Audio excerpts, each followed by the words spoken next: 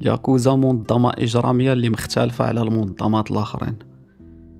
عندهم سيستم وتقاليد خاصة بهم، بعيد على داكشي اللي معروف مثلا على المافيا ديال الطاليان في ميريكان.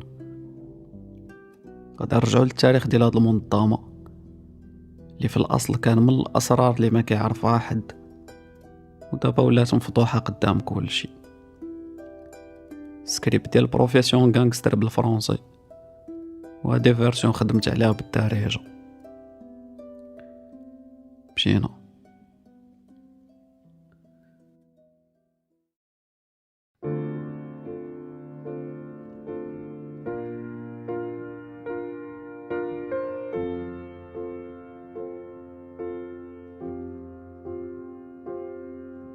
الأصل ديال الياكوزا ما كاينش عليه إجماع في التاريخ. كاين 4 ديال النظريات متعارضين في القضية كيفاش بدات هاد المنظمة، وهنا غادي نرجعو للجابون ما بين القرن 17 و 19. الفرضية الأولى كتقول بلي الأصل ديال الياكوزا هما الكابوكيمونو. هاد الكابوكيمونو كانوا معروفين بالغرابة د اللبس والشعر ديالهم. المجتمع كان كيعتبروهم قطاطعية شفارة وخارجين على الطريق. الكابوكيمونو كانوا ديما كيهزو معاهم سيوف، كيتعداو على الناس وكيديو ليهم ديالهم. منهم كاع اللي يقدر يقتل شي حد غير باش يجرب شي تكنيك جديدة د المقاتلة، ولا يطير راس لشي راجل غير دايز غير باش يتأكد واش السيف عنده ماضي ولا لا. هاد العصابة ديال الكابوكيمونو كانوا كيحميو بعضياتهم، كانوا دايرين عشيرة ديال بصح. الاحتمالية أن الياكوزا هما ورثة ديال الكابوكيمونو طالعة بزاف، غير هو الياكوزا ما كينسبوش راسهم لهاد العصابة، كينسبوا راسهم الفرضية الثانية واللي هما الماتشيوكو، خدام د المدينة اللي كيدافعوا على المظلومين وكيحميو العامة الشعب من الاضطهاد. غير هو كاين واحد المشكل صغير هنا، صعيب تلقى شي رابط تاريخي ما بين الياكوزا وما بين الماتشيوكو. بقاو لينا دابا جوج د الفرضيات على الأصل ديال الياكوزا. نبداو بالفرضية الثالثة واللي هي الباكوتو. هاد خوتنا كانوا كينظموا الألعاب د القمر، وكاين اللي كيقول بلي الكلمة ديال الياكوزا جات من عندهم. كانوا كيسميو ياكوزا على أي واحد كيخسر في شي لعبة. ندوزو دابا الفرضية الرابعة على الأصل ديال الياكوزا، واللي هما واحد الجروب سميتو التيكية. هاد التيكية كانوا متخصصين في النصب والاحتيال، وكانت عندهم واحد الهيرارشي اللي قريبة لكيفاش ولات الياكوزا منظمة من بعد. سالينا من الفرضيات ديال الأصول، ندوزو دابا للمنظمة. ياكوزا في الوقيته اللي كان النظام الإقطاعي في الجابون كانوا كينظموا بعضياتهم في فاميلات، بحال الشكل اللي معروف على المافيا ديال الطاليان، باطرون في القمة والأعضاء الآخرين تحتو. اللي كيخلي الياكوزا مختلفين على المافيا هي واحد العلاقة خاصة زايدين في الستركتور ديالهم، واللي معروفة بالسمية ديال أويابون كوبون. أويابون هو الشاف، الباطرون الأب، والكوبون هو الولد اللي تيكون تابع للشاف. هاد العلاقة كتخدم بهاد الشكل: الأويابون كيعطي نصيحة، كيوفر الحماية وكيقدم المساعدة، وفي المقابل كياخد ولاء ما كيتزعزعش من عند الكوبون. في المجتمع الجابون في القرن 18 هاد السيستم ديال أويابون كوبون كان هو لاباز د العلاقة بين البروف والتلميذ، بين الشيخ والمريد، وفي العالم د الجريمة بين الرئيس والأتباع ديالو. في العصابات الأولى ديال الياكوزا العلاقة بين الأويابون والكوبون كان فيها بزاف ديال التعصب، الفاناتيزم، على خلاف المنظمات الإجرامية اللي في ميريكان، واللي يقدر أي واحد يغدر بالباترون ديالو باش يشد بلاصتو في العرش. في الياكوزا الكوبون يقدر يعطي حياته على ود الشاف ديالو الأويابون، يقدر يتعرض للسيف ولا القرطاسة بذاته باش يبقى الشاف الكبير في الحياة. إلا مثلا الأويابون دار شي جريمة، يقدر الكوبون يمشي يتعاقب بلاصة الشاف ديالو ويدوز الحبس. اليوم واخا بزاف د الحوايج تبدلو، كتبقى واحد المقولة قديمة مشهورة بين الياكوزا: إلا قال لك الباترون بلي هاد الغراب اللي داز لون ابيض، خصك تكون موافق على هضرته. مقولة اللي قريبة لديك: لا قال لك طيح في البير كطيح فيه بعينيك مغمضين. باش يترقى الكوبون في المنظمة ديال الياكوزا حاجة اللي صعيبة بزاف. كانوا كيكلفوه غير بالسخرة ميناج للدار ديال الباترون ولا يقابل الوليدات الصغار. نمشيو دابا لواحد الحاجة اللي ما يمكنش نهضروا على الياكوزا بلا ما نجبدوها، واللي هي الوشام، تاتواج. السؤال اللي مطروح هو علاش هاد اللعيبة كانت ومازال منتشرة بين العصابات الجابون. هاد السؤال اللي بغينا نجاوبو عليه خصنا نرجعو للأصل ديالو. شحال هادي كان الوشام عقوبة كديرها السلطات ديال الجابون باش تفرق ما بين الناس اللي خارجين على القانون وبنادم اللي داخل سوق راسو. فاللي كان كيوقع انه الا ارتكب شي حد شي جريمة كيشدوه كيوشموا ليه خط كحل داير على دراعو بحال التطواج اللي ضارب ديبالا تقريبا. هادشي كيخلي اي واحد يقدر يميز بين مجرم وانسان عادي غير من تشوفه. من غير هادشي كاين اللي كيرجع الاصول ديال الوشام ديال الياكوزا، شي تقاليد قديمة كيمجدوا فيها الاساطير ديالهم. في الاخر ديال القرن 19 ولا داك الوشام المعقد اللي كيتضرب في الذات كاملة معروف عند داك الجروب اللي كينظموا الالعاب د القمر. في ديك الوقيته العمليه د الوشام كانت طويله وكتضر بزاف. كيدخلوا المداد تحت الجلد بادوات تقليديه. التطواج ديال الظهر كامل ويقدر ياخذ حتى 100 ساعه د الخدمه. هاد الوشام اللي كيكون معقد شافوا فيه الياكوزا جوج د الحوايج. اول حاجه الطريقه باش كيتميزوا، وثاني حاجه كيثبتوا به الانتماء ديالهم للمنظمه. كانوا كيبينوا به الشجاعه ديالهم والرجله والقيم اللي عندهم، وكان عنده حتى غرض اخر واللي هو يبينوا بلي الياكوزا مهمشين في العينين ديال المجتمع. في هذا العصر اللي كنعيشوا فيه بزاف ديال الياكوزا كيديروا عمليات الوشام بطريقه مودرن، وفي المقابل كتلقى اللي مازال كيدير الوشام بطريقه تقليديه ديال الجدود، شي اللي كيخليهم يكسبوا احترام كبير في العالم السفلي د الجابون. الوشام دابا نيت عندهم في البلاد مرتبط بالياكوزا، فكتلقى الحمامات والصونا اللي في الجابون دابا معلقين بلايك في الباب كتمنع اي واحد دير الوشام باش يدخل الحمام. لكننا كنعرفوا الياكوزا من الطياره غير بالوشام، فراه كاين حتى واحد الطقس اخر باش كنقلعوهم واللي هو القطيع د الصبعان. الياكوزا كانوا كيحترموا واحد الميثاق اللي فيه هاد القوانين: ما تأذيش ناس ابرياء، ما تخطفش المرض صاحبك، ما تشفرش من العشيره ديالك، ما تاخدش لي دروغ، احترم الشاف ونفذ الاوامر ديالو، كون واجد باش تضحي بحياتك على ود الشاف ديالك، وما تعاودش الاسرار ديال المنظمه للبوليس. الا مشى حتى شي واحد من الكوبون كسر شي قاعده من هادو يقدر يتعاقب بواحد الشكل اللي خايب. الخيانه كتعتبر اهانه للسمعه والشرف ديال العشيره. بغض النظر على الموت كانت العقوبه الخايبه هي طردوك من المنظمه، كينفيوك بالمره والشاف الكبير كيعلم كاع العشائر، شي اللي ما كيخلي حتى شي عصابه تثيق فيك وتدخلك معاها. بالنسبه لجرائم اخرى اللي ما كيستحقوا عليها لا موت لا طرد، كان اليوبيتسومي هو الحل. هاد اليوبيتسومي هو واحد الطقس اللي كيشدو فيه داك خينا اللي ارتكب المخالفه وكيقطعوا ليه المفصل الفوقاني ديال الصبع الصغير. في الاصل هاد الممارسه كان الغرض منها شحال هادي هو يضعفوا اليد ديال الكوبون باش ما يبقاش قادر يشد السيف مزيان، وهكا غادي يبقى ديما تحت الحمايه ديال الشاف ديالو. فاش كيقطعوا لشي واحد الصبع كيشدوا داك الطرف وكيلويوه في شرويطه وكيقدموا للاويابون الشاف باش كيقبل التوبه ديال خونا اللي قود السوايع.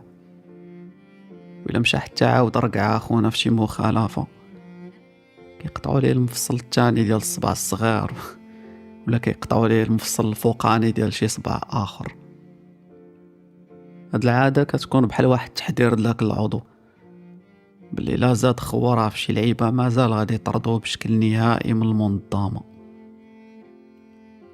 في الوقيته اللي كان حاكم فيها الامبراطور ميجي الجابونيين قدروا يهرسوا داك النظام الاقطاعي ويحولوا بلادهم لواحد القوه صناعيه.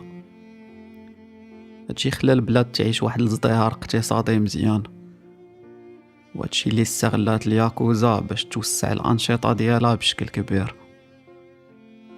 في الاخر ديال القرن 19 بداو شي منظمات الياكوزا كيدهنوا اليدين د البوليس، كيعطيوهم رشوه باش يديروا عين ميكا على الانشطه ديالهم. هاد العاده غادا تبقى لمده طويله في الداخل ديال التنظيم. هاد التغيير اللي وقع في الجابون خلى الياكوزا كيفكروا يديروا رجل في السياسه. ما كانتش خطوه معقده بزاف حيت الرجال د العصابه والسياسيين كيتلاقاو في حاجه وحده، هي الارتباط ديالهم مع الكونسيرفاتيزم والناسيوناليزم، المحافظه والقوميه. ولات القوميه المتطرفه وحده من المكونات ديال المشهد السياسي في الجابون، فيها ناس من الياكوزا دايرين بلاصتهم من مور ما تحالفوا مع السياسيين. في الدخله ديال القرن العشرين بداو كيبانوا بزاف د العصابات ديال الياكوزا، من بيناتهم اكبر عائله ليومنا هذا واللي هي الياماغوتشي غومي، عصابه اللي قدرت في الثلاثينات طير كاع المنافسين ديالها وتربع على العرش ديال العالم السفلي في الجابون. فضل بطبيعه الحال كيرجع للباترون ديالها كازوو تاوكا. هذا كان هو الجاد فادر ديال الجريمه المنظمه في الجابون، كان حاكمها بايد من حديد. قدر يحول الياماغوتشي غومي في الثلاثينات والربعينات لواحد المنظمه اجراميه مقوده فريه، كان فيها تقريبا 13,000 عضو في 36 محافظه من اصل 47 اللي في البلاد. تأثير كبير صراحه. غير هو اليابانيين في هاد الوقيته كانوا مرصدين بواحد الحدث خطير على البلاد، واللي هو الحرب اللي دخلوا فيها مع امريكان. كلشي كيعرف التقنبيل اللي وقع في هيروشيما وناغازاكي. هادشي خلى الجابون تهز الرايه البيضاء في 2 سبتمبر 1945. الخساره ديال الجابون في الحرب علنت على البدايه د الاحتلال د الامريكان للبلاد. تحت هاد الاحتلال اليابانيين كانوا مكرفصين، ناقصهم كل شيء وسورتو الماكله. اللي عاون المواطنين في هاد الوقيته المحرتكه هما الياكوزا، كانوا محركين المارشي نوار، الشيء اللي خلاه الناس تلقى ما تاكل باش تعتق راسها. الياكوزا مشاو بعيد وكانوا كيبدلوا السلاح ديالهم بالماتيريال اللي خاص باش يقدروا يعاودوا يبنيو البلاد ديالهم من جديد. هادشي خلى السمعه ديالهم تطلع في العينين ديال المجتمع. السلطات الامريكانيه د الاحتلال كانوا خايفين لا الشيوعيه تنتشر في الجابون، فعليا ناضوا تحالفوا مع العصابات الياكوزا اللي كيموتوا على البلاد، حيت هما ما كانوش كيحملوا الشيوعيه. كانت هاد الوقيته هي اللي بدات فيها الحرب البارده، وفي هاد الفتره فاش بان واحد السيد اللي غادي ماركي التاريخ ديال الياكوزا واللي سميتو يوشيو كوداما. هاد خينا كان واحد من اكثر الناس نفوذا في الجابون مورا الحرب، كان داير تحالفات مع العصابات ومع السياسيين، وفي الثلاثينات كان عنده واحد الجروب اللي كينفذوا عمليات الاغتيال لشي سياسيين في البلاد. من مور الحرب العالمية الثانية تشد في الحبس ديال طوكيو، كانوا كيعتبروه مجرم حرب من الكلاس A. في 24 ديسمبر 1948 ملي خرج من الحبس، كوداما بدا كيحرك الثروة ديالو اللي دارها من الكونتربوند على ود باش يقضي شي أغراض سياسية.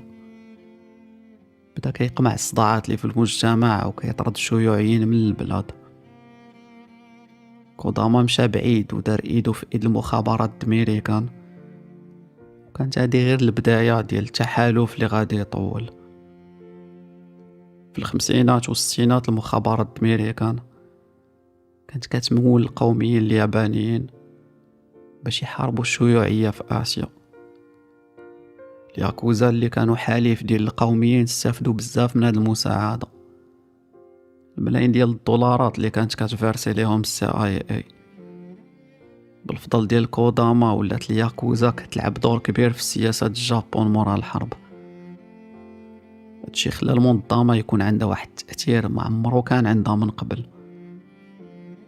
في الاخر الاحتلال الامريكان دار مثل جميل مع الياكوزا، قدروا يتطوروا سياسيا واقتصاديا في البلاد كاملة. في الخمسينات جابون بدات كترجع شوية بشوية القوة الصناعية ديالها، بدات كتفيق من ديك الفوضى اللي خلفتها الحرب العالمية الثانية. في 1952 تسنات المعاهدة ديال السلام في سان فرانسيسكو، وهنا تسالى الاحتلال الامريكان للجابون. ما كانوش محتاجين قرن باش يدمروا البلاد. غير في 1968 ولات الجابون هي القوة الاقتصادية الثالثة في العالم. مي الياكوزا ما كانوش راضيين بهاد الوضعية، حيتاش كانوا كيربكوها فلوس من المارشي نوار، وملي المواد الغذائية ولات متوفرة هرب عليهم المارشي ومشى عليهم الكونترول اللي كانوا دايرينو على الشعب. ياكوزا لقاو راسهم خصهم يعوجوا لديزافير اخرين بحال الدعارة، القمر، الكلوب، واهم حاجة واللي هي الترافيك ديال لا دروغ. كانوا كيوزعوا الميتامفيتامين للبلاد كاملة، شي اللي خلاهم يعمروا لا كاس من هاد التبزنيسة. ومن غير هاد الأنشطة كانوا كيديروا حتى الابتزاز. العصابات الياكوزا كانوا كيدخلوا فلوس كحلة وتأثروا بزاف بالمافيا اللي كانت في ميريكان على طريق الأفلام ديال هوليود، ولاو كيضربوا الحطات بحالهم، كوستيم كحل، كرافاطة كحلة، قميجة بيضة، وزيد عليهم التنظاظر كحلين. العدد ديال الأعضاء المنظمة ولا كبير بواحد الشكل اللي كيخلع. باش تاخدو فكرة، البوليس في 1958 قدروا العدد ديالهم ب70,000 ياكوزا في البلاد. من مور 5 سنين هاد العدد ارتفع ل 184,000 عضو. تخيلوا، رقم اللي كبير بزاف. الجيش الجابون وما كانش واصل هاد العدد. في الستينات والسبعينات جوج ديال الفاميلات الياكوزا غادي يطلعوا مزيان. ياماغوتشي غومي اللي ديجا جبدناهم، والفاميلا الثانية اللي سميتها الإيناغاوا كاي، وهادي كاينة في طوكيو، هي اللي كانت شادة العاصمة. في الراس ديالها كنلقى واحد السيد سميتو كاكوجي إيناغاوا، شاف كبير د الياكوزا اللي تا هو كان عنده تأثير ما ساهلش. في 1972 هاد الفاميلات بجوج داروا تحالف، وهادشي كيرجع فيه الفضل الغانغستر والسياسي اللي دوينا عليه يوشيو كوداما، اللي كان كيسرح الطريق للرجال د العصابات باش يتانتيغراو في السياسة. كوداما كان شاد السياسيين بإيد، وفي اليد الاخرى كنلقاو شاد الجيش ديال الرجال الياكوزا اللي خدامين عنده. ما غاديش نكزاجيري ولا قلنا بلي هاد خينا في الستينات والسبعينات كان واحد من اقوى الرجال في الجابون.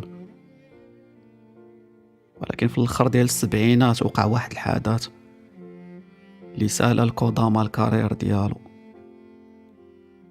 توجهات ليه بزاف ديال التهم بسبب التهرب الضريبي والارتباط ديالو مع شي فضايح درشاوي مع أمريكان. قضية تفرقعات والشعب الياباني حقد على خونا. المظاهرات بدات كدار قدام السكنة ديالو باش يتحاسب على هاد الخيانة اللي دار للبلاد.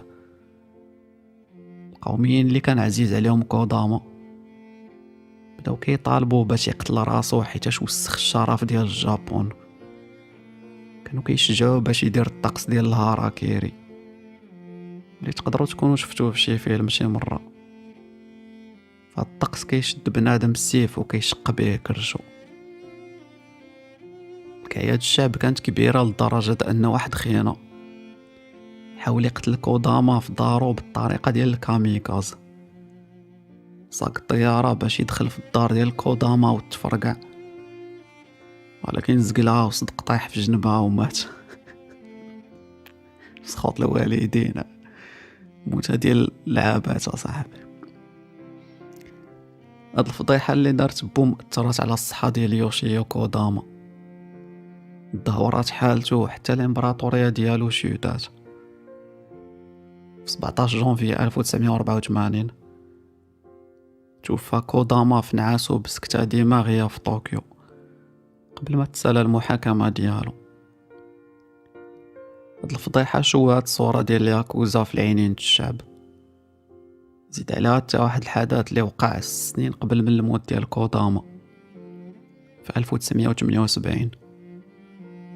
الشاف ديال ياماغوتشي غومي كازو تاوكا كان تيعرف كيفاش يبقى في الظل، واخا كان كيتحكم في فاميلا اللي فيها اكثر من 120 ألف واحد، ولكن حتى هو غادي تجي وقيتو باش يطيح من فوق العرش. كيفاش؟ بسبب المنافسة اللي كاينه بين العصابات. هاد القصة بدات في واحد الليلة من جويي 1978. كان تاوكا مريح في واحد البواط مع شي 5 درجالو. شويه هو يوقف عليه واحد خيانة، جبد فردي وخوى القرطاس في الشاف ديال ياماغوتشي غومي. من بعد هرب من تما باش يصوفي راسو. في الوقيته اللي تاوكا هزوه في الطونوبيل ديراكت لأقرب سبيطار. قدروا ينقذوه واخا جات في واحد القرطاسة في العنق. خونا اللي نفذ ديك المحاولة د الاغتيال كان واحد من الفاميلا اللي كتنافس ياماغوتشي غومي، ولكن ما طولش بزاف. مور شي سيمانات قليلة لقاو الجثة ديالو حدا واحد الجبل مليوحة. من مورا هاد المحاولة د الاغتيال ديال الشاف ديال ياماغوتشي غومي كانت باينة غادا تشعل حرب د العصابات. ولاو الياكوزا كيطايفو ما بيناتهم بنهار في الشارع، وتا حد ما غادي يقدر يتدخل باش يوقف هاد الفوضى. البوليس براسهم عارفين الدعوة مقودة الريوسا كطير. فهاد الوقيته تاوكا كان كيطايف باش يوقف على رجليه. محاولة الاغتيال ضعفاتو بزاف، وكانت هادي هي البداية د النهاية بالنسبة للغاد فادر ديال العشيرة ديال ياماغوتشي غومي. فاش بدا كيضعف فقد السيطرة على فاميلتو، وهكا بدات المنظمة عندو كتنقاسم. بزاف ديال الريوسا كانوا كيحاولوا يشدوا بلاصة الباترون اللي في الاخر مات في العام 1981. نوبة قلبية سالت ليه الفترة ديال الحكم ديالو اللي دامت المدة ديال 35 عام في أقوى منظمة ديال الياكوزا كاينة في الجابون. الجنازة ديالو جمعت باترونات كبار ديال الياكوزا، رجال الأعمال والناس اللي مهمين في البلاد. بقى دابا السؤال المطروح هو شكون اللي غادي يكون الخليفة ديالو في العرش. الجواب يقدر يصدمكم. مرات الباترون اللي مات هي اللي خلفاتو في بلاصتو، سميتها فوميكو تاوكا، حاجة اللي ما عمرها وقعت في التاريخ ديال الياكوزا. حتى العام ديال 1984 عاد غادي يديروا واحد خينا باترون جديد. كما قلنا من قبل كانوا جوج الفاميلا ديال الياكوزا كبار هما اللي شادين الراس، ولكن في الثمانينات زادت عليهم فاميلا اخرى واللي هي السوميو شيكاي. هاد المنظمة كانت مبدلة على الآخرين، مكانش عندها باترون كبير كيف ما الياماغوتشي غومي مثلا. كانوا كيخدموا بشكل آخر. هاد الفاميلا كانوا فيها بزاف ديال الباترونات كلهم متساويين، سيستام اللي كيضمن بزاف الاستقلالية للعصابات اللي تحتها، وكيدخلوا به روينة كحل هاد الفلوس. ولكن السؤال اللي يقدر يطيح لكم في البال هو شنو كانوا كيديروا البوليس في هاد الوقت كامل؟ بطبيعة الحال كانوا غارقين في الفساد، كيتعاونوا مع هاد العصابات وكيدبروا على رزيق من عندهم، وحتى لا شدوا شي واحد من شي عصابة كيطلقوا مريمات قليلة. فاش كتكون شي مداهمة كبيرة الخبر كتوصل للعصابات قبل ما يوصلوا للبوليس، كيكون عندهم الوقت فين يهربوا ولا يخبيو اي حاجة تقدر تجرمهم. الياكوزا حتى هما بدورهم كانوا كيتفاهموا هاد المزيان اللي دايرين معاهم السلطات. بعض المرات لا ارتكب فيهم شي واحد جريمة القتيلة، كيسهل القضية على السلطات وكيمشي ديريكت للكوميسارية يسلم راسو. التفاهم اللي كان بيناتهم كان كيخلي الياكوزا بعض المرات يلعبوا الدور ديال البوليس في المجتمع باش يحلوا شي مشاكل وصداعات. حتى جا العام 1983 وهي تفضح الصحافة اليابانية العلاقة اللي كتجمع بين البوليس والعصابات الياكوزا. شي بوليس كانوا كياخدوا رشاوي اللي كتوصل حتى $20,000 باش يغمضوا عينيهم على شي جرائم كانوا كيديروها العصابات. الفساد ما دازش اينا بيرسو. السلطات باش ما تخسرش الصورة ديالها جراو على 124 بوليسي وعاقبوا منهم شي وحدين. في الاخر ديال الثمانينات الجابون عرفات واحد النمو اقتصادي مفرقع. البورصة ديال طوكيو ولات هي اكبر بورصة في العالم، وهادشي خلى الياكوزا يكونوا في قلب اللعبة. كانوا غارقين في المارشي ديال العقار والاسهم باستثمارات اللي كبيرة. هاد الفترة كانت مزورة عندهم وضربوا فيها العشرات الملايين ديال الدولارات. ولكن كاع الفقاعات كيطرطقوا واحد النهار، والاقتصاد الجابون ما كانش سيدنا. في البداية 1990 بدات البلاد كتدخل في واحد الأزمة خايبة اللي ما عمر طاحت فيها في 40 عام اللي سبقات. الامبراطورية ديال الياكوزا بدات كطيح، والإيرادات ديالها انخفضت بواحد الشكل كبير. وراها خرجوا عليهم فضايح ديال الكريديات بالملاير ديال الدولارات. مسؤولين كبار في البوليس الجابون اضطروا ياخدوا اجراءات باش يردوا على هاد الموجات الفضايح. في 1 مارس 1992 الحكومة اليابانية خرجت قانون ديال مكافحة العصابات. هكا ردات الدولة من الياكوزا عدو ديالها، داروا بزاف ديال التدابير باش يزيروهم، قدروا يطيحوا الآلاف ديال الياكوزا في الشبكة. ولكن هذا القانون خلى العصابات يوليو خدامين في الخفا، شي اللي صعب لاطاش على السلطات باش يوصلوا للمعلومات. كاين من الباترونات اللي حبسوا كاع العلاقات ديال التعاون بين الياكوزا والسلطات، وبسبب هاد التزيار الياكوزا ولاو كيقلبوا على مارشيات فين يخدموا برا البلاد. بداو كيديروا الترافيك ديال العيالات، كيجمعوا الالاف ديال العيالات من اسيا وكيعطيوهم وعد باللي غادي يخدموهم ويتهلاو فيهم. لكن هاد الوعود اللي كانوا كيعطيوهم غير تخربيقه. اللي كان كيوقع انهم كانوا كيضروغيو هاد العيالات وكيخدموهم في الدعارة صحة عليهم. كانوا كيدخلوا مراد البيزنس الملاير ديال الدولارات في العام. المارشي ديال الميتامفيتامين على برا حتى هو كحلوها فيه فلوس. زيد عليها من بعد خدموا على الهيروين وحتى الكوكايين. الياكوزا كانوا كيتعاملوا برا البلاد مع واحد الكارتيل في كولومبيا، المافيا دروسيا. اما امريكان فراه سنين وما كيتعاملوا مع المافيا اللي كانت في نيويورك. في الاخر ديال القرن العشرين الياكوزا تزرعوا في بزاف ديال البلدان، شي اللي خلى لي زافير ديالهم يتطوروا لواحد المستوى دولي، وهكا قدروا يخرجوا من ديك الازمه اللي طاحوا فيها من قبل.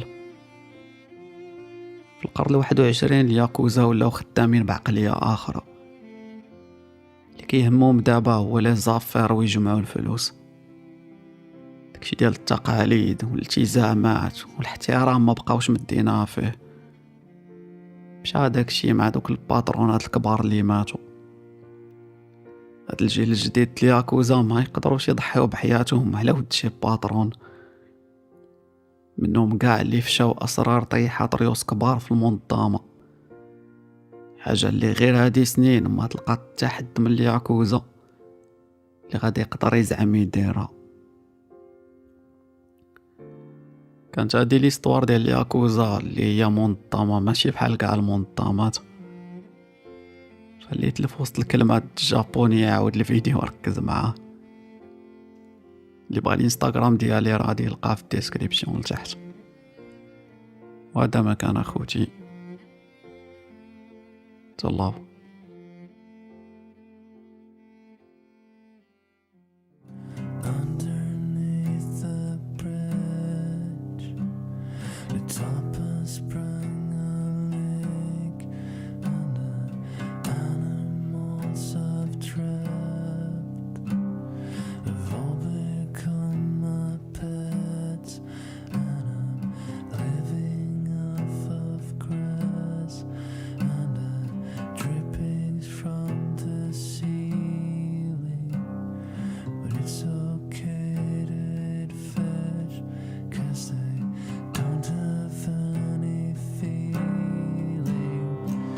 Something in the way,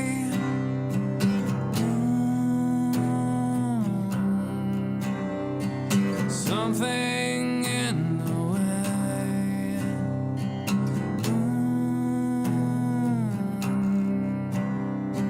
something in the way,